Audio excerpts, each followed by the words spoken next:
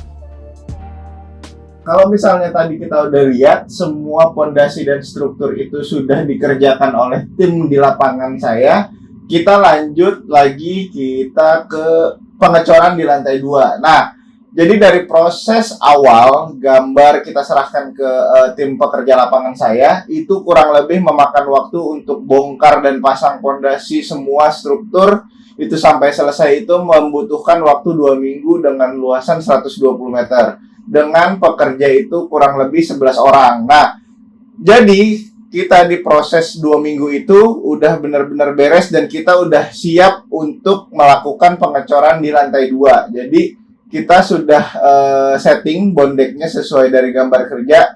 Kita udah setting semua termasuk wire mesh-nya dan kita siap untuk melakukan pengecoran kayak gitu. Nah, ini juga ada beberapa dokumentasi ketika kita melakukan pengecoran. Semua pengecoran ini dilakukan secara manual.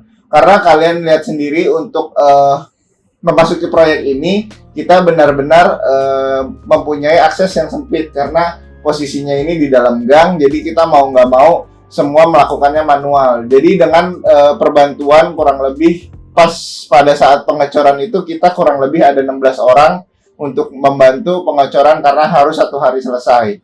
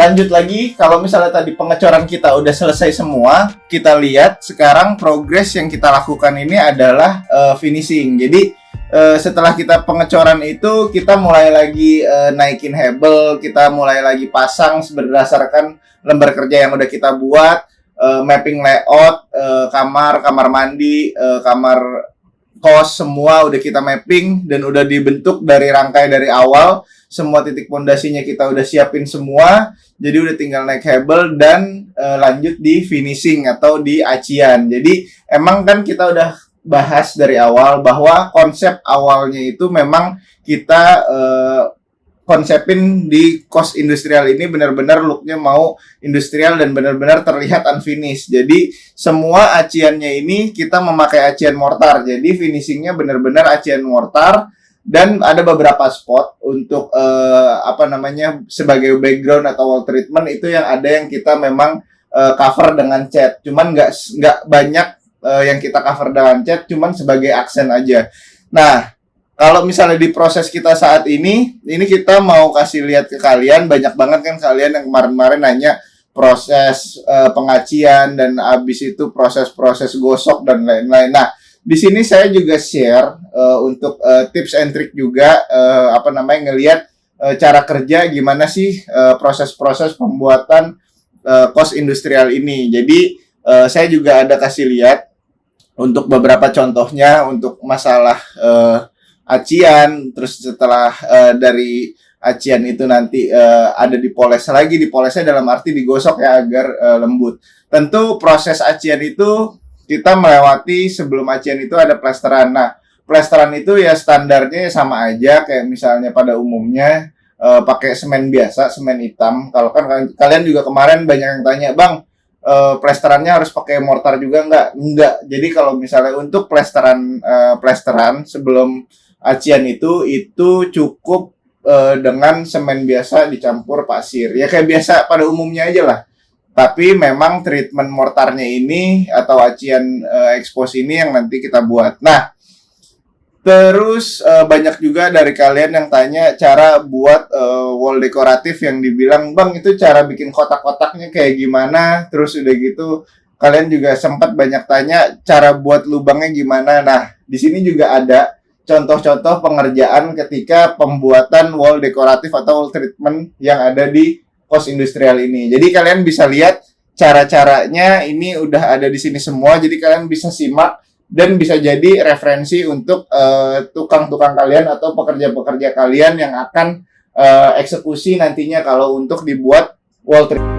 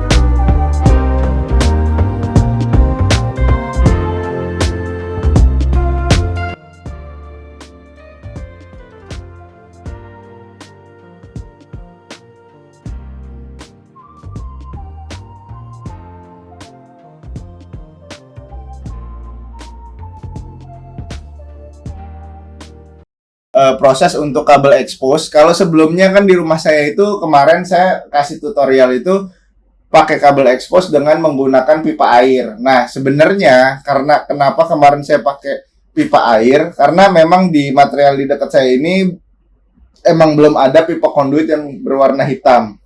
Jadi untuk sekedar DIY saya kemarin membuat pipa expose ya dengan menggunakan pipa air dan keni. Nah, kalau misalnya di kos-kosan ini saya juga ingin berbagi dan sharing ke kalian gimana sih cara buat kabel expose dengan menggunakan pipa conduit. Nah, pipa conduit ini juga udah ada yang berwarna hitam. Jadi kalau misalnya kalian lihat nanti di sini juga ada pipa conduitnya berwarna hitam dan kita juga beli alat bending untuk nakuk pipa. Jadi nggak perlu lagi kita pakai keni gitu. Nah, untuk sambungannya bisa kalian pakai tedus gitu dan selang fleksibel. Nanti masing-masing linknya kalau misalnya kalian mau tahu belinya di mana, nanti saya akan kasih linknya. Udah banyak yang jual juga sekarang pipa conduit hitam, jadi kalian nggak perlu lagi untuk finishing cat lagi kayak gitu. Jadi benar-benar sekarang mempersingkat waktu lah kalau misalnya kita untuk membuat kabel expose kayak gitu. Nah, saya juga kasih lihat caranya ke kalian, cara-cara untuk gimana sih ngebendingnya dengan alat bendingnya itu. Jadi benar-benar cuman ditekuk aja. Terus udah gitu kita tinggal ngarahin sesuai jalur kabel yang kita inginkan. Udah tinggal lebih simpel lah, nggak usah pakai keni lagi dan lain-lain. Kecuali kalau ada sambungan ya kita pakai tidus. Nah, tidusnya itu juga ada yang udah berwarna hitam. Jadi kita udah bener-bener nggak ada finishing cat hitam lagi kayak gitu, dan bener-bener warnanya udah langsung jadi hitam kayak gitu. Nah, untuk masalah apa namanya kabel expose ini sendiri, otomatis kalian juga harus disupport dengan kayak saklarnya itu harus outbow, dan udah gitu stop kontak itu harus outbow. Nah, banyak beberapa reseller di online itu banyak juga yang jual saklar outbow, terus habis itu stop kontak outbow kayak gitu. Jadi kalian udah nggak bisa lagi pakai outbow atau inbow yang tanam kayak gitu. Jadi nanti kalau kalian juga bingung, saya juga bisa kasih link deskripsinya atau kalian tanya dulu di kolom komentar di bawah. Jadi progresnya kita sampai 2 bulan mau ke 3 bulan ini, prosesnya udah finishing sampai sejauh ini. Kalau kalian bisa lihat nanti step by stepnya saya akan terus update. Gitu aja videonya, semoga bermanfaat buat kalian dan bisa jadi inspirasi juga buat kalian. Dari gue gitu aja, jangan lupa follow Instagram gue dan juga subscribe channel gue. Kalau misalnya ada yang mau ditanyain silahkan komen aja di bawah, pasti gue balas. Oke, gitu aja.